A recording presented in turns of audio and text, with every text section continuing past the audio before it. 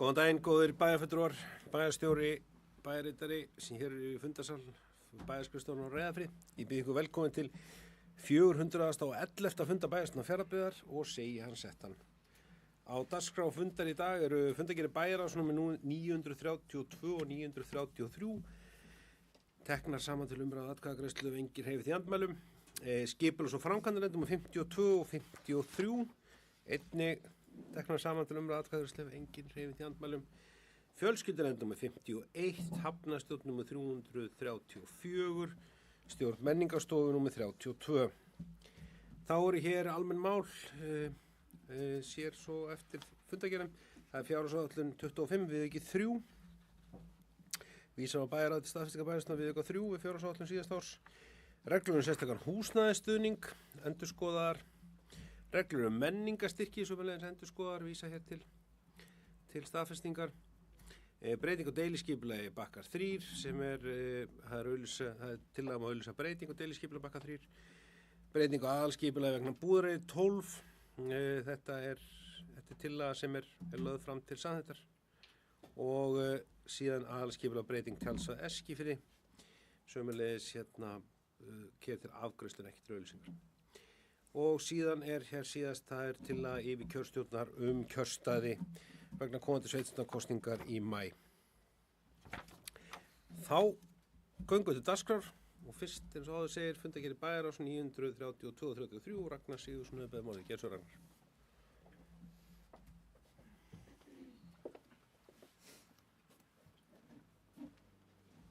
Já, virðulegur forseti, bæjarstjóri og ágætu bæjarfulltrúar. Ég ætla að byrja að fara hérna yfir fundargerð bæjarráðs númer 932 og fyrsti liðurinn þar er jafnframt til umræðu hér undir liðnum önnur mál, þannig að við afgreiðum hann þar og förum yfir hann betur þar, en þetta er viðauki vegna veikindalauna, endurnýjun á tölvubúnaði, viðgerðum á toppmastri og hækkun á framlagi til Píeta-samtakanna og fleiri svona styrkbeiðnir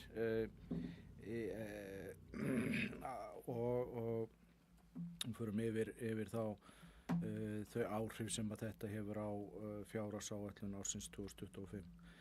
Í lið 1-2 þar var verið að afgreiða heimild til fjármálastjóra til að óska eftir yfirdráttar heimild ef á þarf að halda. Við höfum alltaf haft heimild til að nýta yfirdráttar heimild svona sem varúar sjónarmið. Við höfum hins vegar ekki verið að nýta hana undanfarin ár og ekkert sem að gefur til kynna við þurfum á henni að halda, en það er svona ákveðið varúar sjónarmið að hafa þessa heimild til staðar ef á reynir. Samanskapi liður 1-3, það er reglur sérstakan húsnæðisstuðning. Það er líka til afgreiðslu undir liðnum önnur mál. Þarna er verið að einfalda regluverk hjá okkur og gera þetta skilvirkara gagnvart þeim sem þurfa á sérstakum húsnæðisstuðning að halda.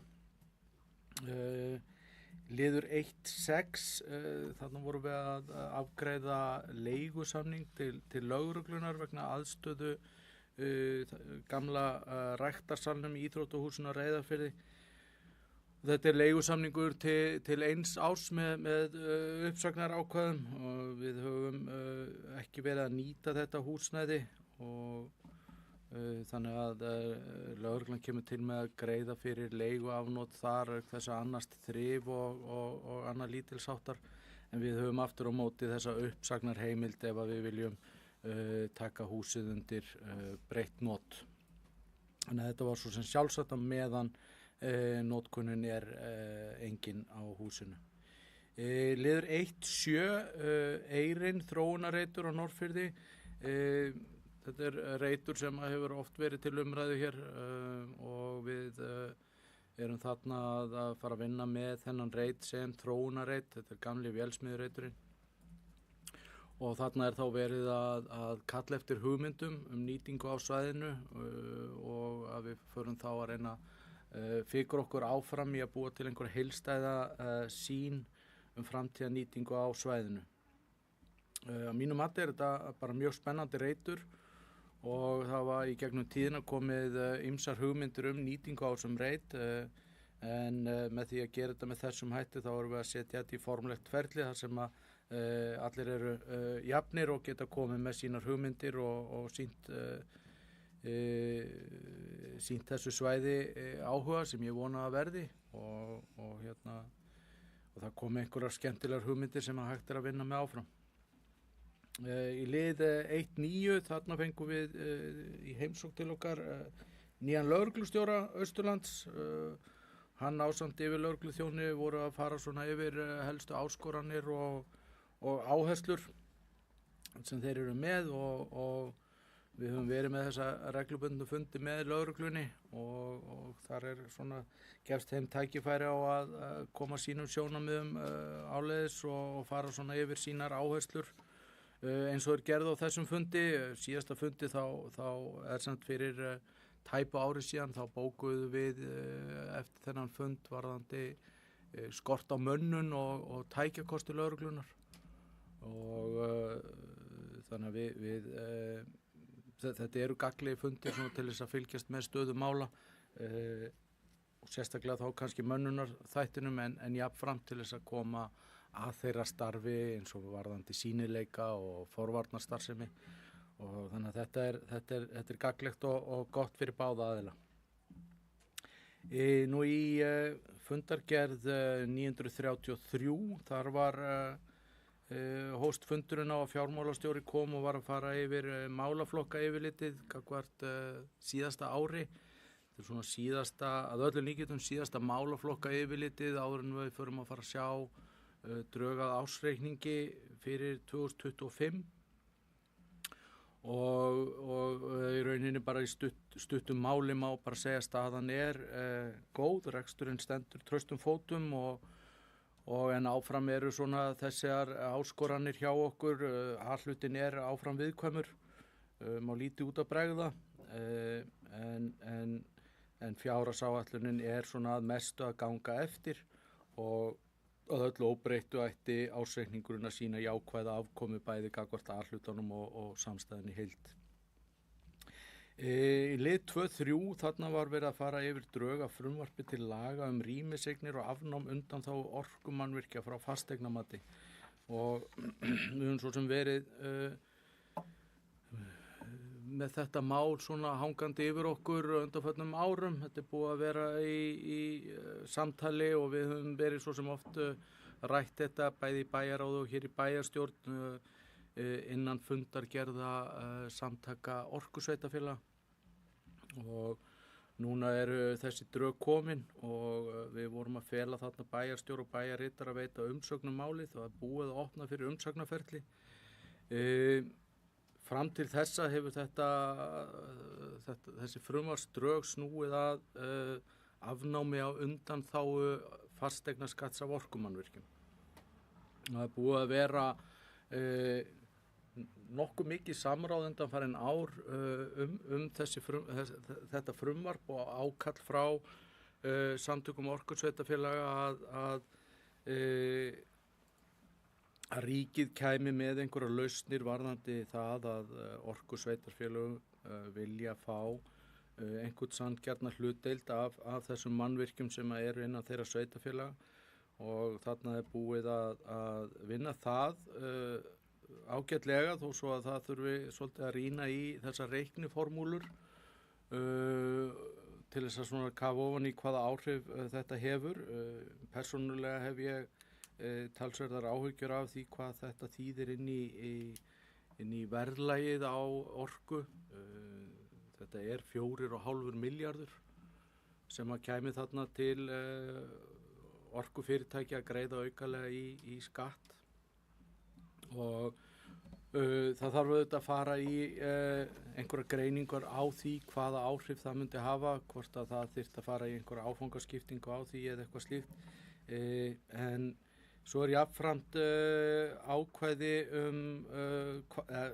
hvalreka ákvæði svokallað og þá þar komið inn hámark fasteignaskattstekna sveitarfélag á hvern íbúa vegna stóriðju og orkumannvirkja og stóriðjan þarna allt í einu komin inn og og þetta ákvæði að öllu leyti stórfurðulegt.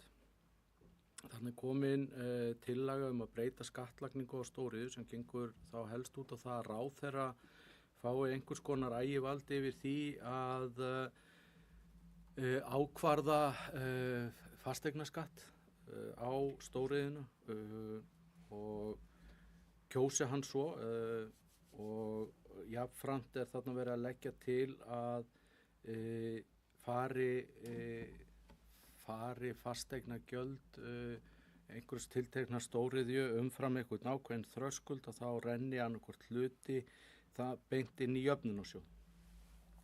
Og hingað til hefur bara fasteignaskattur verið okkar sjálfstæði tekjustofn og ég sé ekki alveg hvernig af hverju jöfnunarsjóður ætti að vera eitthvað sérstakt viðfangsefni í þessari lotu.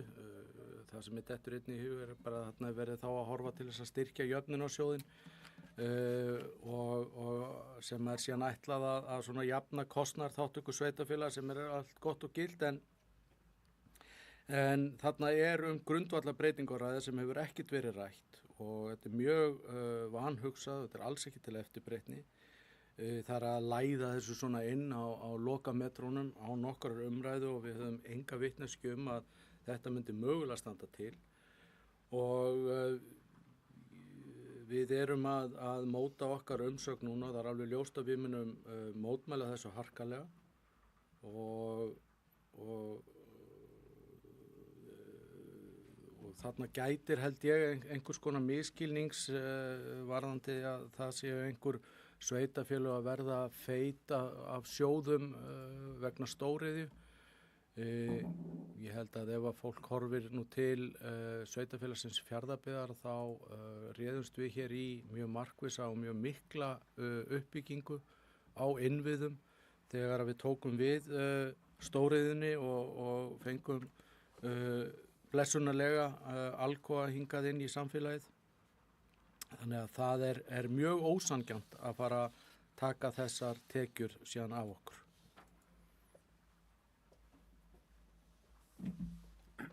Takk fyrir Ragnar. Orðið laustundakir bæjarráðs. Stefán Þór Eysteinsson þetta orðið gerðu svo Stefán.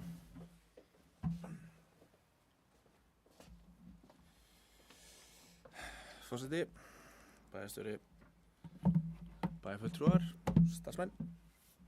Aðeins að fá að kveða ljós undir fundakir bæjarráðs nr. 932. Byrja þar á liði 1-2 sem efnahagur Fjarðabyggðar og svo sem eins og Ragnar kom inn á þá þetta tillaga fjármálastjórum fyrirkomulag skammtíma fjármögnunar sveitarfélagsins. Við samþykktum þarna að veita honum heimild til að kalla eftir þessari tímabundinni yfirdrátta heimild og svo sem við höfum reyndar rættið oft hér og annar staðar að það í sjálfsög ekkert óðurlegt við að þessi heimild sé til staðar og að sveitarfélagi hafi afgangað þessari skammtíma fjármögnun. Við þekkjum það mjög vel hvernig sjóðstaðan hjá sveitarfélaginu getur sveiflast innan ársins eins og í tengslu við launagreiðslur og svona ákveðna greiðslutoppa og ég held að það sé bara eðlilegt að hafa ákveðin sveigjanleika í þessari stýringu fjár hjá sveitarfélaginu. Mér fannst samt athyglisvert í þessu og þetta svona kannski svona aðeins frekar inn á fjármálakerfi heldur en hitt að núna á að fara að rukka fyrir ónýttar heimildir. Þannig að við þurfum ekki eins að nýta heimildina, við erum látið borga fyrir þetta. Mér finnst það svona varhugavert að fjármálakerfið sé þarna einhvern veginn að búa sér til tekjur og sé að horfa til opinberra stofnana og sveitarfélaga og ríkisins og sé að í raun og veru að búa sér til nýjan tekjustofnana úr meira með engu. Ég held að þetta sé svona varhugaverð þróun í þessu. Þeir með það að þeir eru hugmyndaríki þegar kemur að því að búa sér til tekjur. En ég held að þetta sé eitthvað sem við þurfum að skoða vel og vandlega og við þurfum þá bara að skoða hvort að við séum að fá þessi hagkvæmustu kjör sem í boði. En já, mér fannst þetta svona athyglisvert að mann sé að búa sér til nýjan gjaldstofn þarna og bara ég þykist þetta það. Sveitarfélagin séu ágætis svona greiðendur þegar kemur að þessu. Þetta er nokkuð trausti greiðendur, þannig að þetta er svona athyglisvert að sem að greiða aukara fyrir einhverja heimild sem við erum ekki eins og að nýta. Aðeins inn á 1.4 sem eru reglur menningarstyrki. Þarna er verið að breyta og skýra og bæta bara regluverki þegar kemur að því að veita þessa menningarstyrki. Ég vil bara hrósa starfsfólkinu og nefndinni fyrir þetta. Þetta var komið tími til að uppfæra þessar reglur og bara þannig að þessi í raun og veru styrktarsjóður og styrktapottur nái fram sínu markmiði sem auðvitað bara að efla menningarstarfsemi í sveitarfélaginu og styðja við fjölbreytta lista og menningarstarfsemi eins og kemur fram þarna. Þannig að þetta bara jákvætt að við séum með svona skýrt og gott regluverk hvernig við getum stýrt þessu. Þetta verður að stækka sjóðinn, þannig að við þurfum auðvitað að hafa neðan tíma að vera lengi hérna í frestinum til þess að taka afstöðu til umsóknina og fá þá innvæntar fleiri umsóknir. Þannig að það er bara mjög jákvætt að stíga þetta skref í þessu. Aðeins inn á mál 1.7 sem þróunreiturinn eins og Ragnar kom aðeins inn á. Það er auðvitað bara mjög jákvætt að sé fyrir að horfa á þennan reit. Horfa á hann sem eitthvað þróunareit. Þetta er auðvitað skemmtilegt svæði. Það hefur verið hort til þess áður og það verður fróðlegt að sjá hvernig þetta mun síðan þróast inn í nefndinni. Þessu var auðvitað vísað þangað og verður þar í vinnslu. Þetta er auðvitað mjög skemmtilegt svæði. Þetta mun hafa mikil áhrif á bæjarmyndina í Neskaupstað. Þetta er nálega við sjóinn og það er svona ýmis sjónarmið sem auðvitað nefndin þarf að taka tillits til þegar þeir munu svo koma til með að móta svona tillögur. Til að mynda þessi nálega við sjóinn og aðgengi almennings og það er ýmislegt skemmtilegt sem hægt að gera þarna. Að sama skapi þá þurfum við líka að hafa í huga loftslagsmálin eins og bara hækkandi sjávarstaða og ýmislegt þannig sem að þarf að hafa í huga við þessa vinnu. En ég held að sé bara jákvætt að taka einhver skrefi að reyna að móta einhverja framtíðarsýn fyrir þetta svæði. Því að þarna er svo sannarlega svæði sem mun koma til með að hafa áhrif á bæjarmyndina þarna og hvernig sem ætla að gera það, ætla að horfa að blanda starfsemi eins og kemur frá minnisblaðinu. Ég held að það sé jákvætt.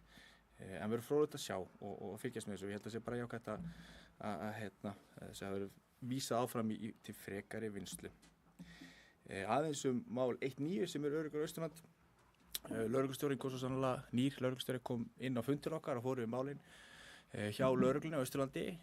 Það er alltaf fróðlegt að fá innsýn inn í þessa starfsemi. Hún er auðvitað gríðarlega fjölbreytt, þó menn kannski haldi annað þegar kemur úr lögreglunni. Það er margt sem takast á við.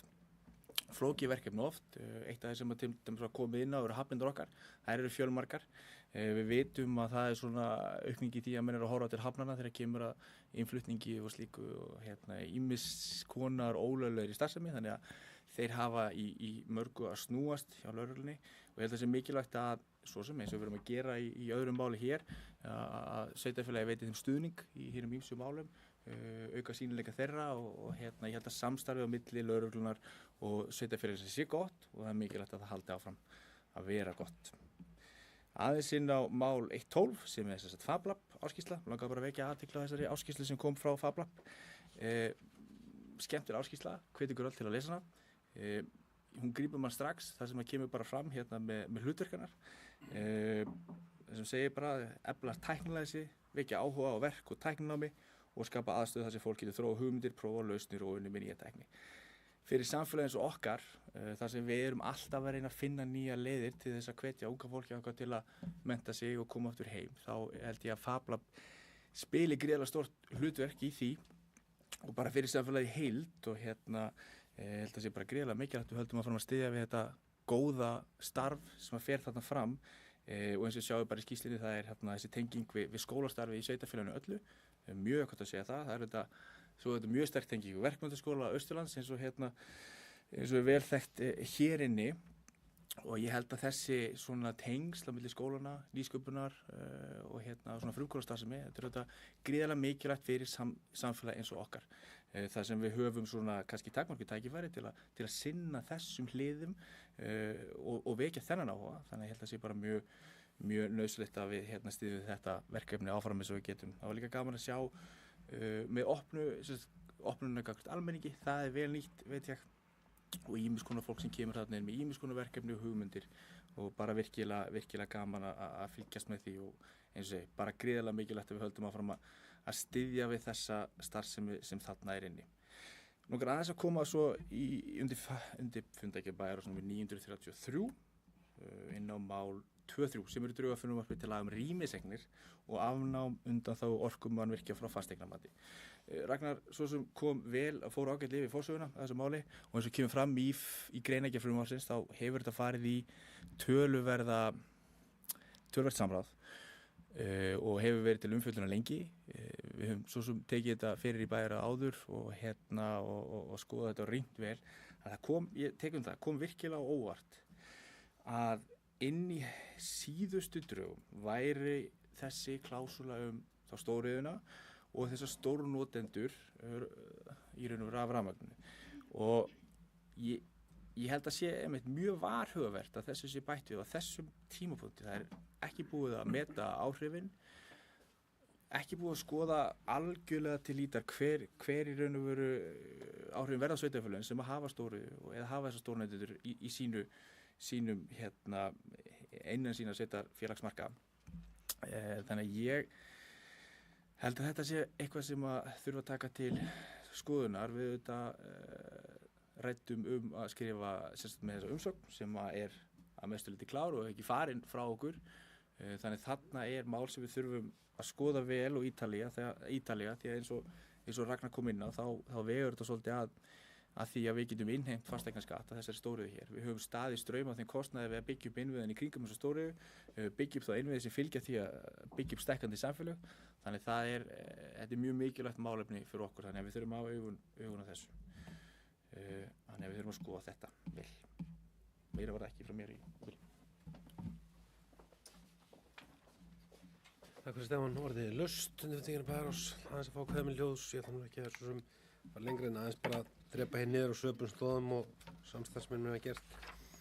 Ég fundi gerð 933 þessum rýmisegna, þessum útfæslum á fasteignaskatti gagnvart virkjunum eins og til var og hefur búið að fara hér ágætlega yfir.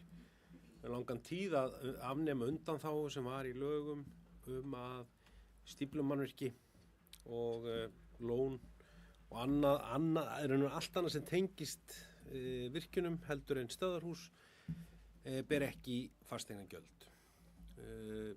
Og eins og þau komum fram bæði hjá Stefáni og Ragnari þá þessi hvalreka ákvæði sem settir þarna inn í lögin alveg hér á lokametrónum eitthvað sem við getum þetta ekki sætt okkur við. Það ekki síst vegna þess að á þessu gríðarlegur eðlismunur. Það gríðarlegur eðlismunur á því að taka virkjun inn í sitt samfélag þar sem sveitafélag oft koma að skipulagsþætti en allur fjárfesting í kringu virkjunina verður til af hendi þess sem að virkja hverju sinni. Jafnvel vegtengingar og fleira. Og eiginlega öllum undantekningartilvikum vegtengingar á vegum virkjunaraðilans. Á móti þess þegar stóriða kemur ákveður að setja staði í ákveðnu sveitafélagi, þá þarf sveitafélagið að standa strauma miklu meira heldur en skipulagi. Það stendur straum af skipulaginu, af innviðunum, það þarf hugsanlega að bæta í aðra innviði sína til að taka á móti fólksfjölda og þetta tilgangur fasteignagjalda að það vegi upp á móti þeim kostnaði sem fellur til við þetta. Og þannig þetta bara með því að segja að hvalrekinn þegar að fasteignaskatturinn verður það hár per íbúa í sveitafélaginu. Þetta ákvæðir svona svipað, því sem sveitafélaginu stærri, því minni áhrif gætir af því, samkvæmt frumvarpinu eins og það núna sett, skuli þó renna inn í jöfnunarsjóð. Og það auðvitað, menn geta haft á því skoðun það kemur að virkjunum og áhrifasæði virkjana og þá út frá stærri sveitafélaga í eðli og ljósi þess að því að þannig erum við að taka virkjanarframkvæmdir sem nú þegar eru komnar og erum að horfa til þess að það sé meira heldur en stöðvarhús sem beri fasteignaskatt, en við getum ekki sett okkur þetta. Og líka svolítið óljóst í hvaða formi, allavega skilja ekki hvaða formi á að flokka stóriðu. Stóriðu í dag flokkuð með þeim hætti að hún tekur umtalsvert rafmagn í háspentu formi. Ekki lágspentu eins og öll svona hefðbundi fyrirtæki og heimili taka. Heldur kaupaðu orkuna beint frá virkjunaraðila eða beint frá aðila og teka hann inn og hleypa spennun niður. Það í dag einhver 5-6 fyrirtæki í Íslandi. Eða eitthvað rétt rúmlega það sem í því formi og ég ekki viss að þau sveitarfélög séu með í ljósi þeirra fjárfestingar sem þjóðsveitar og ef við tökum bara Fjarðabyggð sem dæmi og þú fjárfestingar sem farið var í til þess að taka á móti Alcoa Fjarðarhóli þá var það meðal hann stilt upp og í svo fjárfestingarsamningum viðkomandi stóriðja líka kveðið á með hvað hætt þetta er. Þannig ég vonu þetta við þessu verður nú breytt og sveitafélag hér getur ekki sett sig við frekar önnur sveitafélag en það er náttúrulega svo Hvalfjarðarsveit og Hafnarfjörður, Akureyri, Norðurþing, svo einhver kom í huga sem í stóriðju með ígildi stóriðju hjá sér og hafa þurft og að fara í mjög umfangsmiklar fjárfestingar. Þannig ég ætla að vona þessu verði breytt. Þetta er mjög sérkennilegt að koma inn í ákvæði sem snýra því að undanskilja að hætta undanskilja einhver mannvirki frá fasteignamati.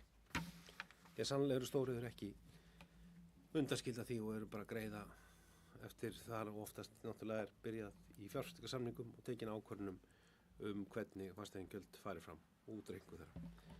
Þannig ég ætla að vona að það verði til þess að og ég veit þá og treysti því að bæði núverandi og komandi sveitarstjórnar bæjarstjórn Fjarðabyggðar ásamt aðrum og svo sem samtök orkusveitarfélaga og fleiri sambandi mótmæla þessu. Því þarna er þetta bara grundvallarbreyting á því umhverfi sem við höfum sem sveitarfélög í tekjustofni sem er lögbundin, gott fólk. Hann er bundin með lögum. Það fellir enginn fasteignagjöld. En það er ákvarðað innan lagana hvað bilið í fasteignagjöldum. Þetta er lögvar tekjustofn og það er afskaplega mikil og erfið fæðing ef að breyta því grundvallaratriðum með bara einföldu frumvarpi þessu.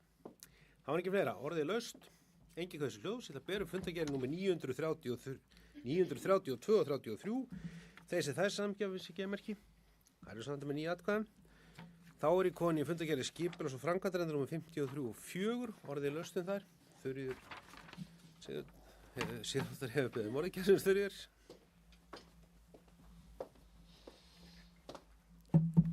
Forseti, bæjarstjóri, bæjarfulltrúar, voru hérna örfá mál sem ég langa aðeins að koma inn á undir fundum skipulags- og framkvæmdanefndar.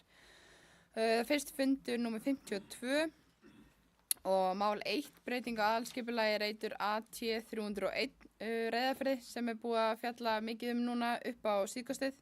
Búið að vera breyting sem búin að taka töluverðan tíma.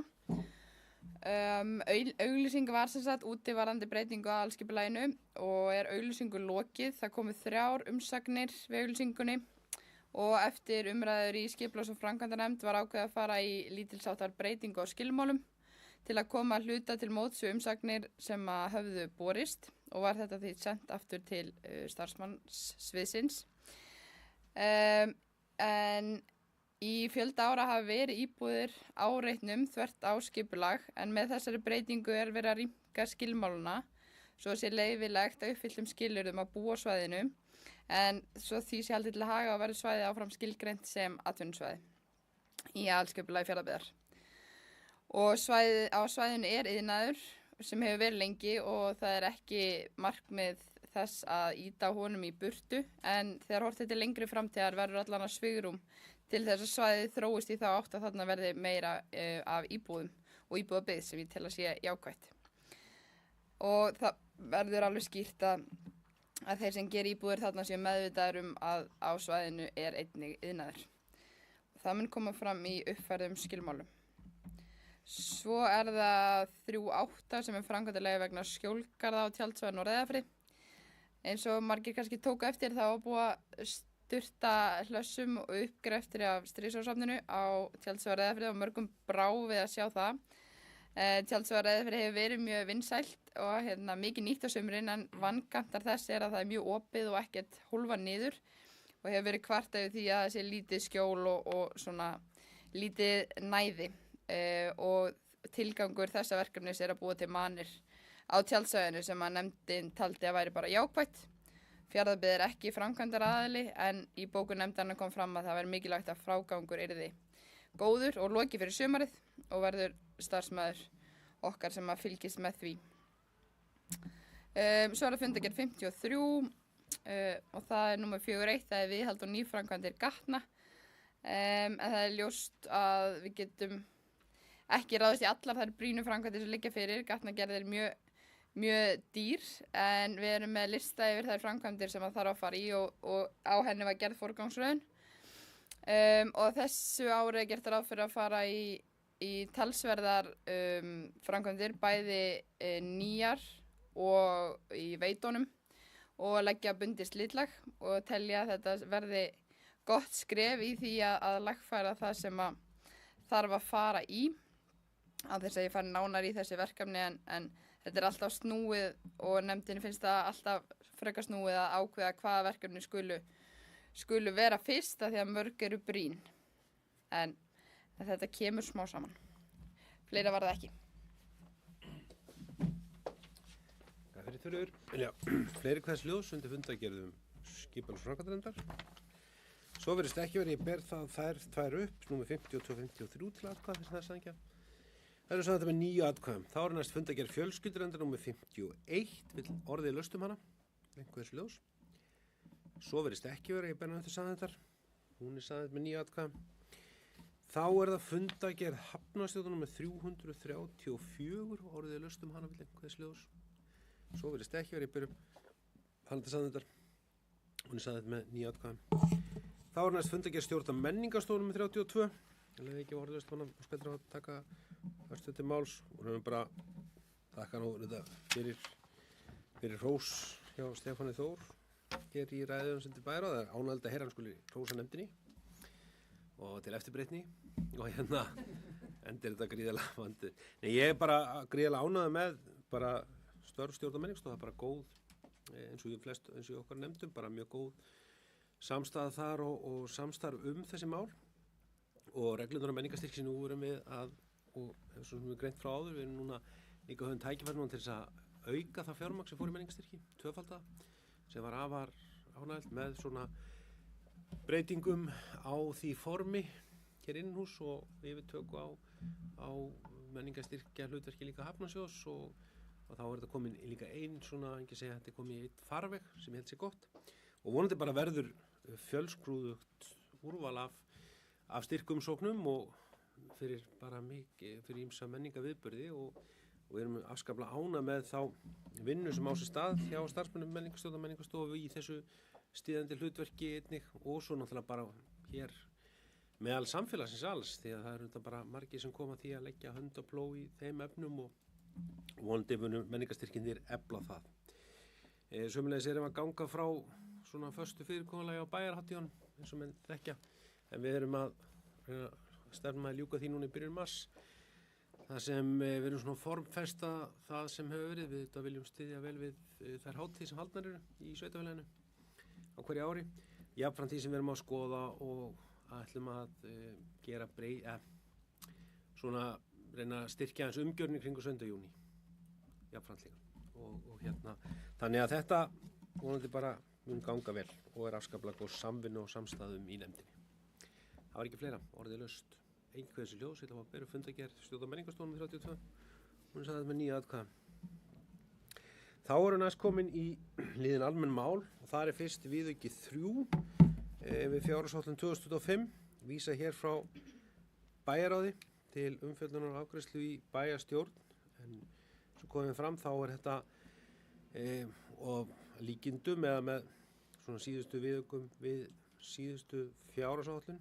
Þessi viðauki felur í sér óverulegar breytingar á niðurstöðu fjárhagsáætlunar, heldur tilfærslu á liðum og það er fyrst hvað varðar veikindapott sveitarfélagsins. Það er lagt til að verði færðar til 77 milljónir úr veikindapotti yfir til stofnana sem hafa nú þegar eru með það nú inn í sínum rekstri til að jafna það út þar sem ekki var ráðrúm til þess að mæta því með öðrum hætti. Ég er að opna viðaukann. En fyrir var þetta búið að leggja fyrir í bókhaldi sveitarfélagsins færslu þessu tengt þannig að þessi breytinga ráðstöfun hefur ekki áhrif á niðurstöðu. Þetta er 77,6 milljónir sem færðar úr sameiginlegum potti og yfir í stofnanir. Síðan hér annar liður, það er endurnýjun tölvubúnaðar sem fyllir ekki öryggisviðmið lengur hjá sveitarfélaginu og 3,7 eða tæpa 3,8 og sárekstra kostnaður deilist niður á mismunandi deildir og þessi breyting hefur það áhrif að það er hækkaðar áætlaða verðstakostnaður og hefur breytingu sem þessu nemur. Jafnframt er hækkað fjárfesting eða fjárhagsáætlun. Það var ekki gert ráð fyrir kostnaðum viðgerð á toppliftinu upp á 12,5 milljón og það er gert ráð þar lendir lækkar afkomar tegjamiðstöðum 12,5 og viðskiptastaða við aðalsjóð hækkar 12,5. Þannig að niður samantekinu áhrif viðaukanstöðu í A-hluta hækkar hann rekstrarkostnaður 16,3 milljónir. Áætluð rekstrarniðurstaða A-hluta lækkar 16,3 á skapi og verður áætluð jákvæð 199 milljónir rúmar eða tæpa 200. Áætluð rekstrarniðurstaða samstæðan lækkar í sama skapi 16,3 og verður áætluð þá núna 612 milljónir. Þannig að áætluð sjóðstaða samstæðan í heild í árslok 2005 lækkar að sömu skapi og verður áætluð 142 milljónir. Orðið er laust þannig að viðauka. Engin kveðsljós ætli að bera viðaukanum til saðendar þess mann saði ekki að vinsa skemerki. Hann er samþykktur með 9 atkvæðum. Þá er hér líka vísar á bæjarráð til staðfestingar bæjarstjórnar drögum að endurskoðuðum reglum sérstakan húsnæðisstuðning sem voru áður komið frá fjölskyldunefnd í byrjun og eins og kemur fram í minnisblaði sem fylgir reglunum þá er þarna verið að reyna að ná betur utan raunþarfir þeirra sem þurfa sérstakum húsnæðisstuðningi og gerðar breytingar því samhliða. Orðið laust þessar reglur. Einhverjus ljósið að bera til saðendar. Það eru saðendar með 9 atkvæðum. Þá er það þá næst frá reglur menningarstyrki. Þetta er endurskoðað, þetta er vísað frá bæjarráði, uppalað frá stjórn menningarstofu. Endurskoðað reglur menningarstyrki í samræmi við það viðmið sem við setjum núna og koma þeim bæði orðalagslega og svona í framkvæmd til nýs horfs. Orðið laust þessar reglur. Engin hverjus hljóð sem byrjuð til saðendar, þær eru saðendar með 9 atkvæðum. Þá er hér næst breyting á deiliskipulagi Bakkar 3. Það er tengi Sólbakka 1 og bílskúrum þar er. Þetta er, hér er lögð fram tillaga að auglýsa breyting á deiliskipulagi Bakkar 3 vegna þessar breytinga. Orðið laust en þarna er gert ráð fyrir að byggja bílskúralóðin Sólbakki 1.